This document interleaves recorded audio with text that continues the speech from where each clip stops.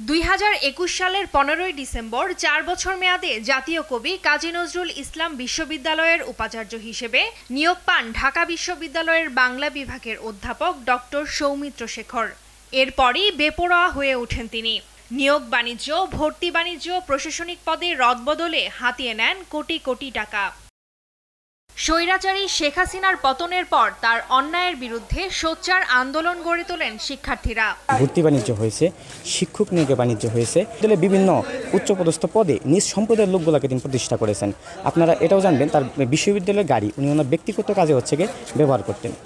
কোটি কোটি টাকা এই ভর্তি বাণিজ্য, নিয়োগ বাণিজ্য করে ইনকাম করেছেন। হল সুপার নিয়োগ দেওয়া হয়েছিল, ওইখানে আমরা প্রত্যেকেই জানি বিশ্ববিদ্যালয়ের প্রত্যেকটা স্টুডেন্ট 75 লক্ষ টাকাও নিয়োগ হয়েছে, আবার 90 লক্ষ, 75 থেকে 90 লক্ষ যে কটা নিয়োগ হয়েছে। বিশ্ববিদ্যালয় ক্যাম্পাসে বিশ্ববিদ্যালয়ের কোনো নিয়োগ পরীক্ষা উনি নেন না।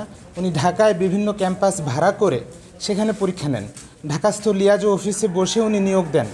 আসলে কিভাবে নিয়োগ দেন, উনি কাদেরকে নিয়োগ দেন, এই বিষয়ে বিশ্ববিদ্যালয়ের ওয়েবসাইটে কোনো প্রকার আপডেট দেওয়া হয় না।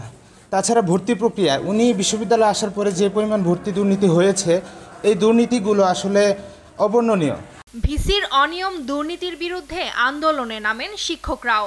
কর্মকর্তা কর্মচারী নিয়োগে দুর্নীতি, গুচ্ছ ভর্তি পরীক্ষায় বিপুল অর্থের বিনিময়ে শিক্ষার্থী ভর্তি সহ শিক্ষক নিয়োগে ভিসি ডক্টর সৌমিত্র শেখরের বিরুদ্ধে 30 থেকে 90 লাখ টাকা নেয়ারও অভিযোগ করেন শিক্ষকরা। কোনো পদে নিয়োগ দিয়ে 70 লাখের উপরে একটা পদের ভ্যাকেন্সি নেওয়া হয়েছে। এরকমভাবে যত নিয়োগগুলো হয়েছে এই সব নিয়োগগুলো এরকম অর্থের বিনিময়ে উনি নিয়েছেন। এমন কোনো নিয়োগ আমরা শুনিনি যে নিয়োগটা ফেয়ার হয়েছে। সব নিয়োগগুলোই তিনি অর্থ, এবং সেটা অত্যন্ত মোটা অঙ্কের অর্থ।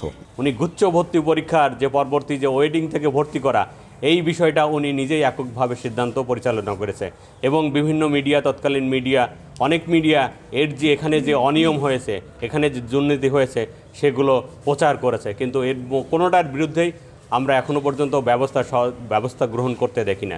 নিয়োগ পরীক্ষায় ভিসির ধাপে ধাপে টাকা নেয়ার বিষয়টি উল্লেখ করে ইউজিসিও নিয়োগে অনিয়মের তথ্য পেয়েছে বলে জানান এক শিক্ষক। একটা বিভাগের শিক্ষক নিয়োগে 3টা ধাপে টাকা নেওয়া হয়েছে। আর একটা হলো যেটা বিশ্ববিদ্যালয় মঞ্জুরি কমিশন কর্তৃক ওরা তদন্ত করে দেখেছে যে there is something is wrong, তারপর সেই নিয়োগটাকে এখন পর্যন্ত ভ্যালিড রাখছে, এবং বিশ্ববিদ্যালয় আইনকে সে আইন মানেনি, ওনার নিজস্ব ব্যক্তিগত যে স্বেচ্ছাচারী সেই আইনে বিশ্ববিদ্যালয় পরিচালনা করছে।